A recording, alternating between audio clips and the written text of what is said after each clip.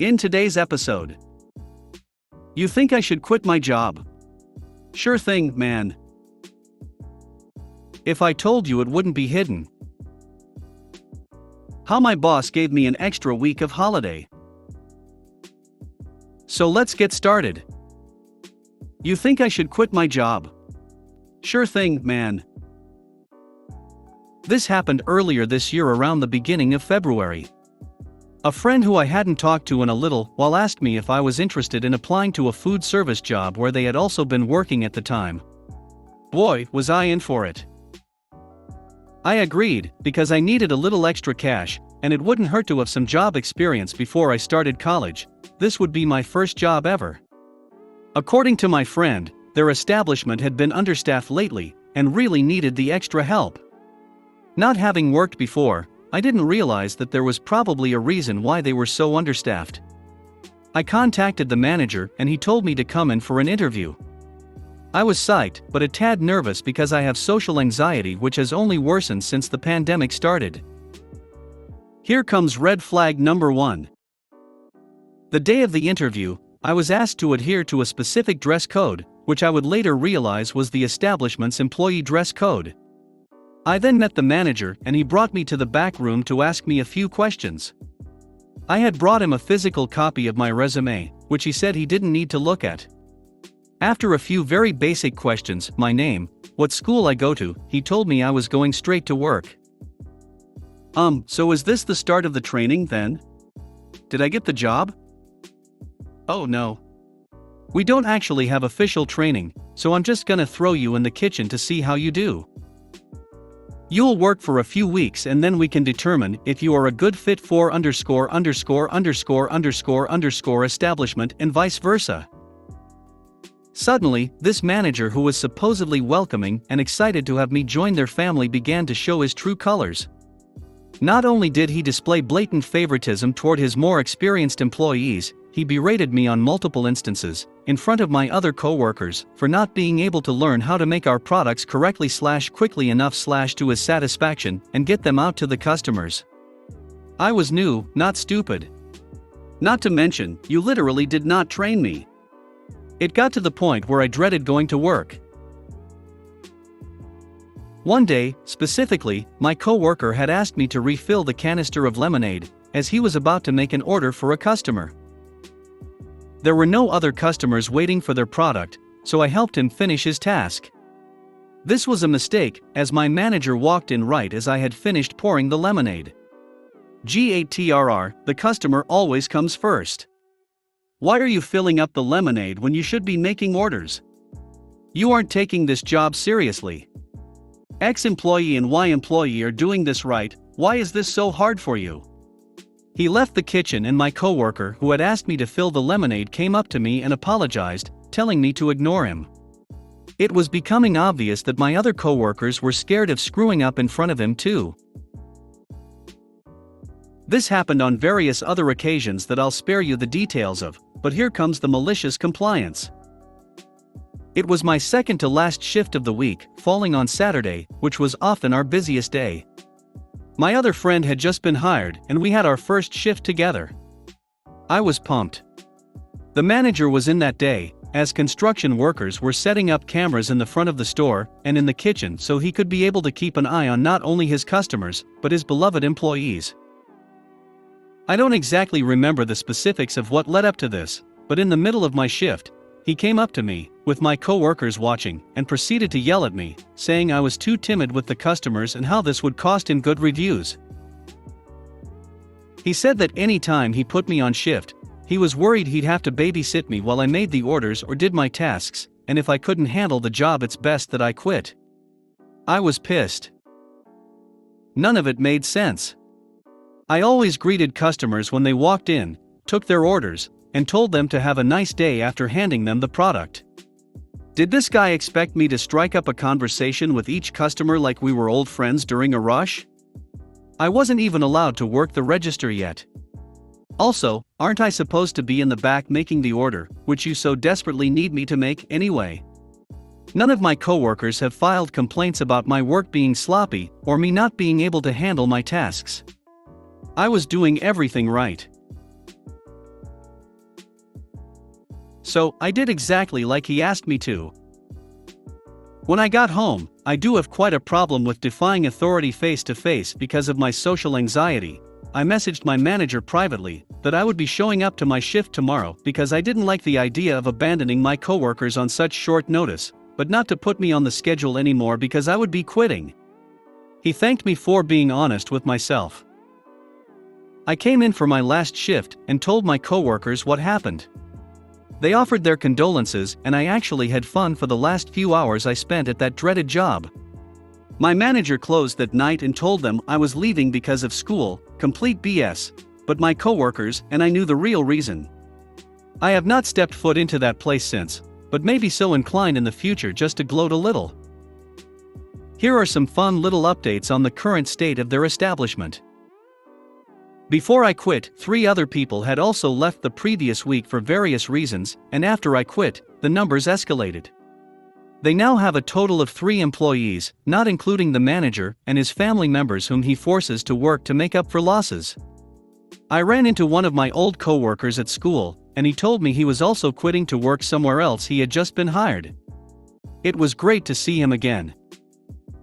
They have been forced to cut their open hours from 8 a.m. to 8 p.m. on weekdays, 8 a.m. to 6 p.m. weekends, to 10 a.m. to 6 p.m. on weekdays, and entirely closed on weekends. A now hiring, need employees sign is permanently situated in front of their store. I live in a smallish town, so word gets around quickly about certain crappy managers at certain crappy establishments. It's no surprise that people know to avoid working there.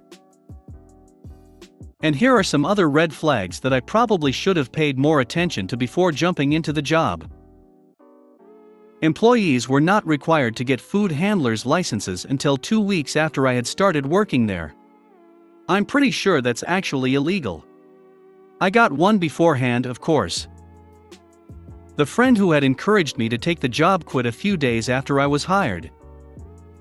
We were constantly out of some ingredients, and my coworkers, and even my manager, would lie to customers about what was in their order.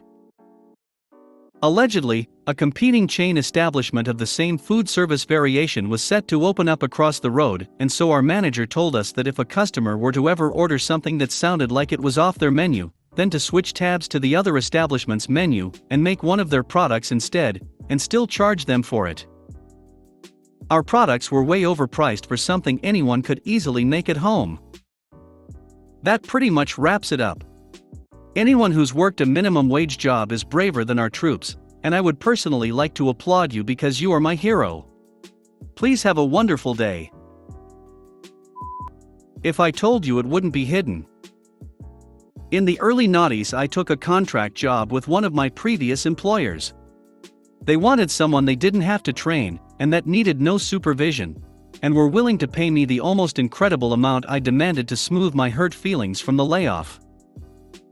The job was easy: age out 5 years of files to match their new retention scheme, at my convenience. The new people the company had acquired in my absence, however, didn't want to let it be easy. Every evening I'd return to my office to find it unlocked and rifled through. Boxes would have their security seals cut open, inventory lists would be missing, and entire stacks of files would mysteriously make their way back to the file room. You better bet I raised hell up the chain, but the requests made on my behalf seemed to fall on deaf ears. One of the perps even had the nerve to email me, saying I was only a temp, and that if I had a file she wanted, she would get it, and there was nothing short of hiding them that would stop her. So that's what I did. In the back of the warehouse was a small room they'd once used to store coolant for mainframes, and I happened to know where a spare key was kept. All 4,100 files were vanished from my office, and the file room, and hidden away there. Shit hit the fan Monday morning when the perp who'd emailed me couldn't find an 11-year-old file she wanted. After letting herself into my office and finding it bare, she had the nerve to complain over email. Perp, I can't find file 90117 in the file room or in your office. Me, that's because I took your fantastic suggestion and hid it, as well as every other file about to be aged out. They are not available, please use the digital archive. Perp, where did you hide it? Me, if I told you it would no longer be hidden. Use the digital archive. Perp, listen, you insubordinate little shit. I want that file, and I want it delivered to my desk now.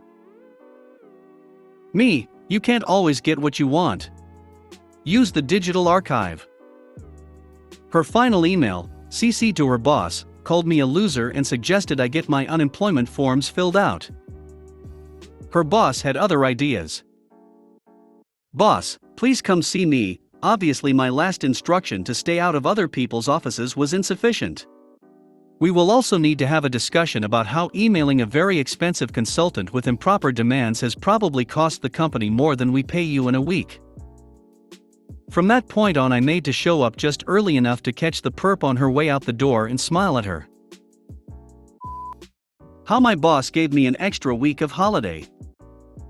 On mobile, I tried my best with the formatting. A few years back I worked in a call center for a well-known car rental company. Management was what you would expect from such a place. Micromanagement was everywhere, breaks timed to the minute, you get the gist. Well, you'd be surprised to learn that holidays were no different. On a 60+ people floor, if 2 people were out on holidays, yours wouldn't get approved. I had been doing this job for a couple of years, so I knew that I had to keep track of my holiday balance, as HR was famous for messing up your days.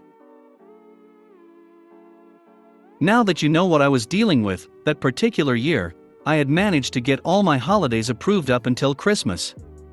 Imagine my surprise when my team leader came up to me and told me I had a week left on my balance. I asked her to check with HR because something was obviously wrong. The day after, I get an email from HR basically saying "No. You wrong. HR right. By the way, you're on holiday next week." That's when I stopped and thought, why am I fighting this? I said okay, took my week off and waited for the phone call. And then it came. My TL announced that the time off given by mistake was due, so I had to either give up a week of next year's balance, or it would be deduced from my pay as unpaid time off. I laughed, said no chance, and laughed some more before hanging up. Then I sent an email to a solicitor that confirmed my suspicions of their claims being completely illegal. Next Monday, my TL comes to me before I can even get to my desk and tells me about a meeting she scheduled with me and HR to settle things. Said okay, turned my computer on and forwarded my conversation with the solicitor to HR, my TL, and our manager for good measure. Said email read something like, "Do you really want that week back that bad?" 5 minutes later, TL comes back with a carnivorous grin and tells me to go to the manager's office. I get there and find out that my manager was never made aware of the issue. She gets her phone and calls the HR manager, basically tells him to sit on it, and then begins to apologize to me. We laugh it off and I leave to start my day. As soon as I get to my desk, I see my TL heading towards the manager's office.